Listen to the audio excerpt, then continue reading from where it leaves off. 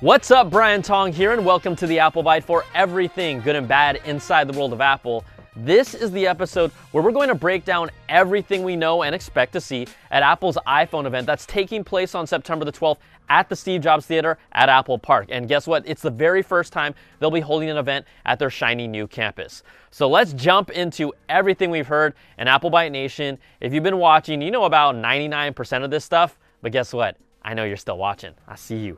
Okay, first up, it's the 10th anniversary iPhone, and it's still unclear exactly what they'll call it. Reputable leaker Evan Blass says he's heard iPhone X, a name you heard us throw out there before people were talking about it as an option. Case makers at IFA in Berlin were changing their iPhone case SKU names to iPhone 8 and iPhone 8 Plus for the lower tier phones, and using iPhone Edition for the 10th anniversary phone. Now that's one of the few true unknowns that we'll find out at the keynote, with Blast saying that pre-orders will happen on September the 15th, with the phone releasing at stores and shipping on September the 22nd. Now it's obviously the 10th anniversary iPhone that everyone is waiting for. It will be the first major design change the iPhone has seen in about 3 years, with Apple finally moving to a 5.8-inch OLED display with a minimal 4mm bezel around its curved glass edges. The biggest change will be the complete removal of a physical home button. It won't be on the backside of the iPhone either, and according to Bloomberg, we'll see the introduction of a software dock similar to the iPad running iOS 11 that will include different gesture controls to open and close apps or for multitasking. Now, how will functionality like Touch ID and Apple Pay be replaced?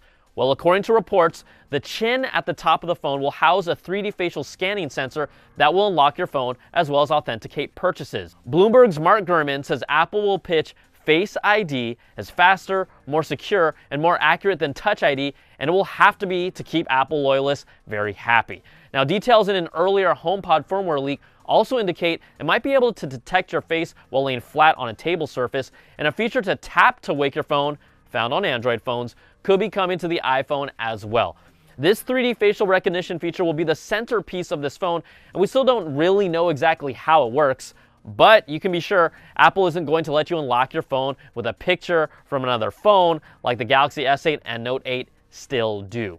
As for the chin at the top of the phone, get used to it. Apple doesn't plan on trying to hide it. The status bar will be split into left and right sides. The Cupertino kids internally call them ears. The left side will display time, while the right side shows Wi-Fi and cellular connectivity, according to reports. Now, the deep blacks of the OLED screen will allow it to blend together with the ears at times. The ears can reportedly change depending on the app, but they will be noticeable on the home screen with wallpapers that are not dark or during app usage. Okay, the new iPhone will get an all-new 10nm A11 processor that looks like it will just beast any other phone on the market today. Like, you saw what the iPad Pro could do, right, son? Well, wireless charging is also expected to come to the new iPhone, with purported leaked photos showing off its internal components with a wireless charging coil inside. Reports have also said the actual wireless charging accessory will be hard to get and will potentially be available after the phone is released at a later time with a software update around iOS 11.1. Now, the headphone jack won't be coming back, that's a no-brainer, and improved IP68 water and dust protection are expected as well. We'll see 3 new phones at the keynote, successors to the iPhone 7 and 7 Plus and the 10th anniversary iPhone, you know this. And a new leak from Benjamin Geskin shows 2 purported SIM card trays that are made to match the color of the iPhone's body. We might see colors specific to the anniversary edition, like this new blush gold that is different from the previous rose gold, along with silver and black. Now, the new iPhone X, or the iPhone Edition, or future iPhone whatchamacallit, is expected to be priced around $1,000 at a starting price, but we'll find out all the official details in just under a week. Now, that's not the only thing we expect to see at Apple's September event. The Apple Watch Series 3 will be announced as well. We aren't expecting to see a major form factor or design change, but the biggest change will be the addition of LTE to allow the watch to work independently from your phone with its own data connection. Now, reports say direct calling may not be available for the LTE Apple Watch, but the ability to use VoIP services like Skype and FaceTime audio might be the option instead. New activity tracking support has been revealed through the HomePod firmware leak as well, including things like dancing, bowling, equestrian, and ball so hard, basketball, like crossover dribble. Okay. Now, the biggest question is, has Apple addressed battery life? It's what reportedly held them off from releasing LTE in last year's Series 2 Apple Watch. We'll find out. Also, the 4K Apple TV is expected to be announced, but there are lots of questions surrounding it before its release. 4K is nice, and we should expect it will be running at least an A10 processor, like it's about time. But what 4K content will actually be supported? A Wall Street Journal report says Apple and movie studios have been battling over pricing for 4K versions of movies to be sold on iTunes. Now, Apple wants to sell them at the same $19.99 price point that new HD releases get on iTunes, while the studios want to charge $25 to $30 for a 4K version of movies on iTunes. There's been no resolution to this yet, and Apple is reportedly scrambling to get it done for this keynote. Now, Apple also announced the Amazon Prime Video app would be coming to Apple TV back in June at WWDC, but a recent report says the app may not make it in time as well. That's two potential sources of 4K content being left out for the 4K Apple TV. We have to, at the very least, be able to instantly throw 4K video from our phones to the TVs through the new Apple TV, so that's something that the last model couldn't do. But if you're selling a 4K Apple TV, you better have more than a few Netflix shows to support it. And you know what? Apple knows this too.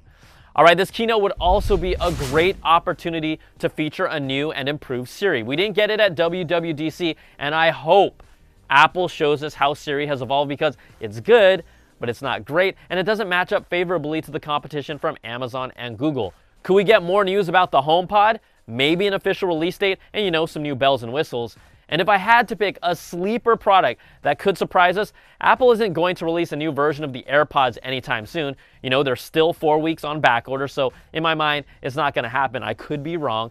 But maybe Apple drops a new color in product red, or even black for the AirPods. Like, that might be the second biggest news after the new phone, if they do the damn thing. Now, Apple's September 12th keynote starts at 10 a.m. Pacific time. We'll have all of our CNET Live pre-show and post-show coverage right here on CNET, live stream and YouTube, starting at 9 a.m. Pacific, 1 hour before the keynote. And you know what? We'll be taking your live calls during the pre-show and post-shows. This is a big one for Apple, and there will be so much to talk about. I'm excited, and I'm sure you are too, unless you've already had these features in your Android phone for a few years. And I know some of you just got mad at me for saying that, but come on, Apple Byte Nation, grow a pair. That's going to do it for this week's show. You can email us at theapplebyte@cnet.com or tweet me at Brian Tong. We'd love to hear what you're thinking before the keynote. Thanks so much for watching, and we'll catch you all next time for another Bite of the Apple.